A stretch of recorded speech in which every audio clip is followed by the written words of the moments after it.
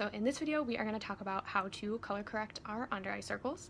And in case you didn't watch the other video, really quickly, if you're color correcting, that just means that you are trying to neutralize a color on your face that you don't necessarily want to be there. And in order to do that, you're going to need to use that color's complementary color.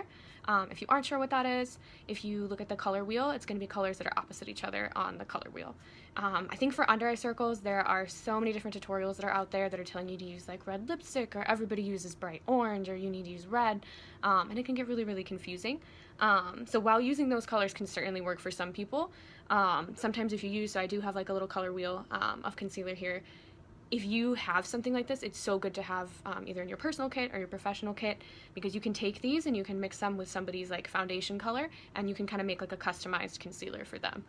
That is what I prefer to do, just because I just think it's always better if you can start with something that's a little bit closer to skin tone. It's going to be easier to bring you to skin tone. So whether you're covering like acne, like I did in the last video, or you're covering a tattoo, or you're covering under eye circles or birthmark, scars, whatever it is that you're trying to cover, if you can get away with not having to start with like an extreme that's so far away from somebody's natural skin tone, it's just going to make your process a lot easier.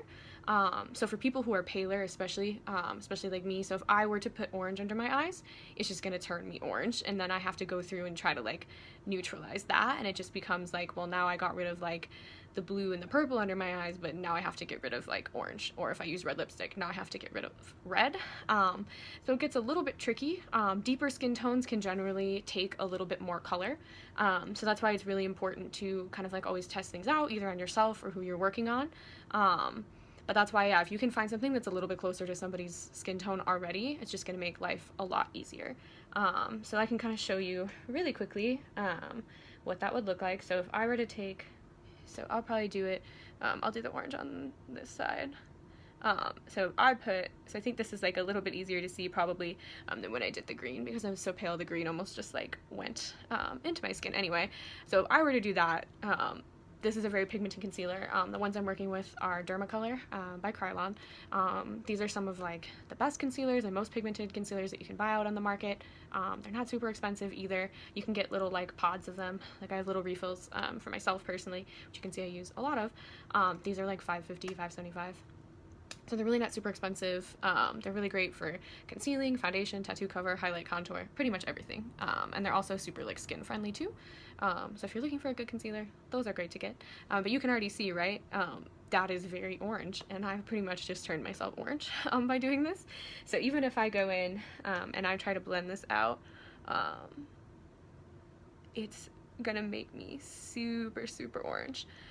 So now like my under eye circles might be covered, right? Because generally under eye circles, and again, it's a little bit harder to see on camera, but if I kind of pull it down, you can see it's a little bit more like purpley blue.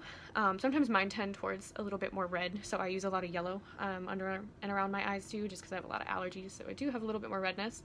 But generally when you're trying to cover up like purples and blues that are deeper, you're going to end up using something sort of in like the orange or like the peach family. But you can see on someone like me, I just literally turned myself orange, right? And so no amount of foundation is probably going to go over that. So I could take my regular foundation now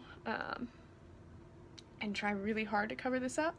But you can kind of see as I do it, it's just kind of like mixing it into like a lighter orange, which is not my skin tone. So you just kind of like create new problems for yourself essentially if you do things like that. So I could get this to my skin tone eventually, but it's definitely it's gonna take me a while, and it doesn't look as extreme as it actually is because the light is very, very bright, but you can kind of see like that final result is definitely not what my skin tone actually is. So the color that I actually prefer to use and that's closer to my skin tone is more of a peach. So generally like lighter skin tones, you're gonna probably use something that's like a little bit peachy.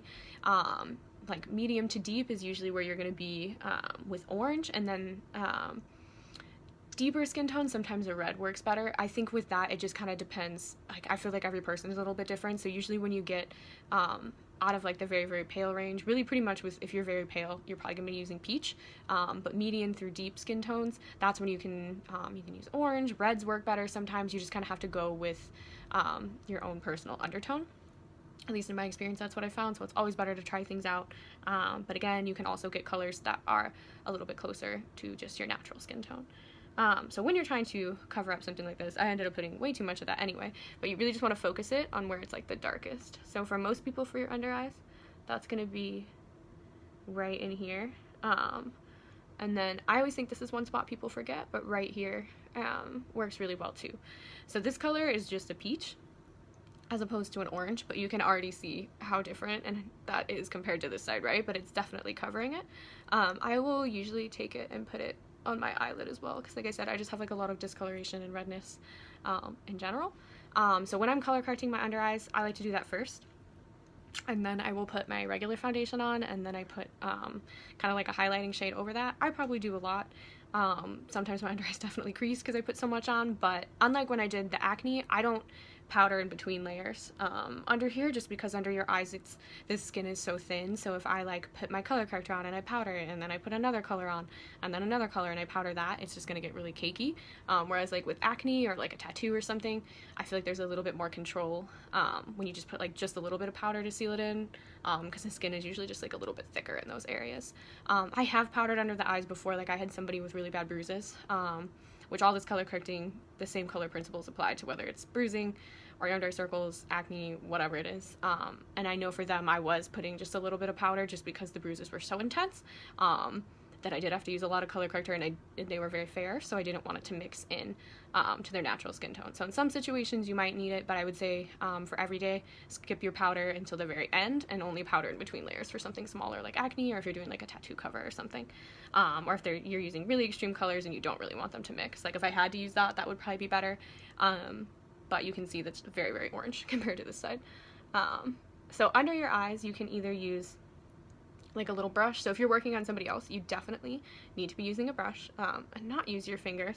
That's really important. Or you need to have something covering your fingers if you really want to.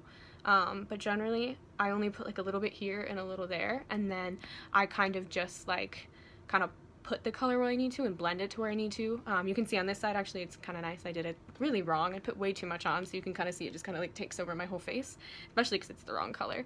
But on this side, I did just a little bit, and then I can really get in there and just blend it out. And so when you're blending around the eye, you want to be really careful. Some people do like to use their hands when it's on yourself. If you do, that's fine.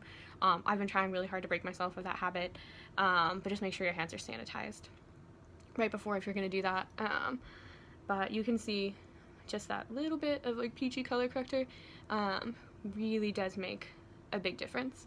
And so I can try to go in on the other side and kind of get this into the same world, but that is definitely not going to be as easy. And really, that didn't cover, I feel like, my shadows the same way that like using this like peachier color.